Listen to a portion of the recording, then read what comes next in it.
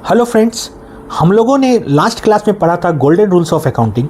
और हम लोग ने इसमें पढ़ा था कि अकाउंट तीन टाइप के होते हैं, पर्सनल अकाउंट, रियल अकाउंट और नॉमिनल अकाउंट। इसके कुछ रूल्स थे जिसके आधार पे हम लोग अकाउंटिंग एंट्री कर पा रहे हैं। और इसका मैंने एक लास्ट क्लास में एग्जाम्पल भी लिया था, और इस क्लास में मैं कुछ और एग्जाम्पल लेके आया हूँ जिससे आपको कुछ और क्लैरिटी होगी रिगार्डिंग दिस रूल्स। तो आइए शुरू करते हैं नेक्स्ट क्लास में कुछ एग्जाम्पल्स।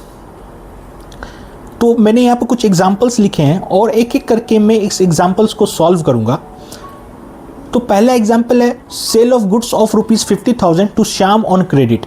यानी मैंने या किसी मेरी फर्म ने 50,000 रुपये का सामान श्याम को उधारी पर दिया।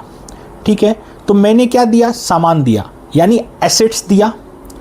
मेरे लिए स्टॉक जो वो मेरे एसेट्स हुआ। तो जब हम लोग रियल अकाउंट का कॉन्सेप्ट पढ़े थे तो आपने देखा था क्रेडिट व्हाट गोज आउट, यानी मेरे से एंड से क्या जा रहा है? सामान जा रहा है, यानी सेल हो रहा है। तो हम लोग सेल को क्रेडिट कर रहे हैं 50,000 से।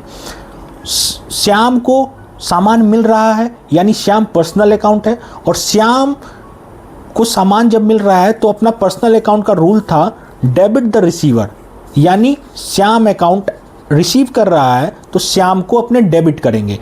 लेकिन इसमें एक ट्विस्ट ये है कि जो भी उधारी पे मैं किसी को सामान देता हूँ, यानी उससे जब रुपया मिलने वाली होती है तो वो उसे डेटर्स कहते हैं। डेटर्स अकाउंट वो अकाउंट हुआ जिससे हमें रुपया लेना बाकी है। यहाँ श्याम से रुपया लेना बाकी है, ये श्याम मेरे लिए डेटर्स हुआ। ठीक है, तो इसकी एंट्री हो गई Shyam account debit to sales account.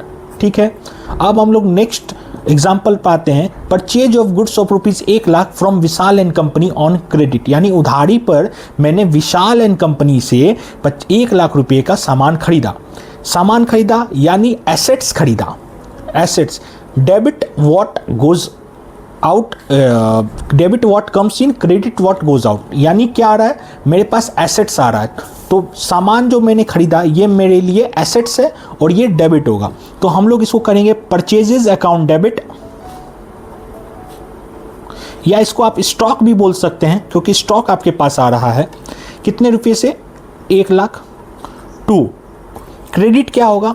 Vishal and company से मैंने कुछ सामान खरीदा। तो विशाल एंड कंपनी पर्सनल अकाउंट है, क्योंकि मैंने यहाँ बोला था इंडिविजुअल और फर्म्स को डिनोट करता है पर्सनल अकाउंट, और इसका रूल होता है क्रेडिट द गिवर, यानी विशाल एंड कंपनी मेरे लिए क्या हो जाएगा? क्रेडिट। अब इसमें क्या ट्विस्ट है? जब मैं कोई भी सामान खरीदता हूँ उधारी पे, तो जिससे मेरे को रुपया देना बाकी है उसे, तो इस केस में जिसको रुपया देना बाकी है उसे क्रेडिटर कहते हैं। तो विशाल एंड कंपनी मेरे लिए क्रेडिटर हुआ। तो यहाँ पे आपका दो कॉन्सेप्ट क्लियर होना चाहिए, डेटर्स एंड क्रेडिटर। डेटर्स वो हो गया जिससे आपको रुपया लेना बाकी है, और क्रेडिटर्स वो हुआ जिसको आप रुपया देंगे, उसे क्रेडिटर्स हुआ। ठीक है, ये दूसरा एग्जाम्पल भी हमारा क्लियर हो गया। तीसरा, कैश डिपॉजिट्स इन बैंक, यानी आपके पास 5,00,000 रुपये हैं कैश में और आप उसे बैंक में जाकर डिपॉजिट कर रहे हैं, यानी कैश आपके एंड से कम हो रहा है और बैंक अकाउंट आपके एंड से बढ़ रहा है। दोनों ही रियल अकाउंट है, दोनों ही आपके एसेट्स हैं। ठीक है, तो एक में क्या होता है, यहाँ पर बैंक बढ़ रहा है और कैश घट रहा है। तो आपका रियल अकाउंट का रूल था debit what comes in, credit what goes out.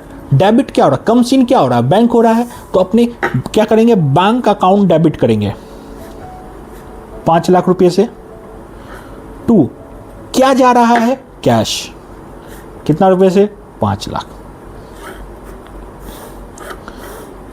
ये अपनी एक एंट्री होगी। इसे कॉन्ट्रा एंट्री भी कहा जाता है। जब कोई एंट्री जिसमें बैंक और कैश दोनों इन्वॉल्व हो तो उसे कॉन्ट्रा एंट्री कहा जाता है। ठीक है, क्या ये ऊपर वाली कॉन्ट्रा एंट्री थी? जी नहीं, इसमें ना तो कैश इन्वॉल्व है ना बैंक है। अगर एक भी होते तो भी वो कॉन्ट्रा एंट्री नहीं होती। कॉन्ट्रा एंट्री के लिए कैश और बैंक दोनों होने चाहिए। ठीक है, नेक्स्ट एग्जांपल है cash withdrawal from bank of ₹2,00,000। मैंने बैंक से 2,00,000 रुपया विड्रॉ किए। कैश भी अपना रियल अकाउंट है, बैंक भी अपना रियल अकाउंट है। अब क्या हो रहा है? बैंक 2 लाख रुपए से कम हो रहा है और कैश जब निकल रहा है तो कैश 2 लाख रुपए से बढ़ रहा है।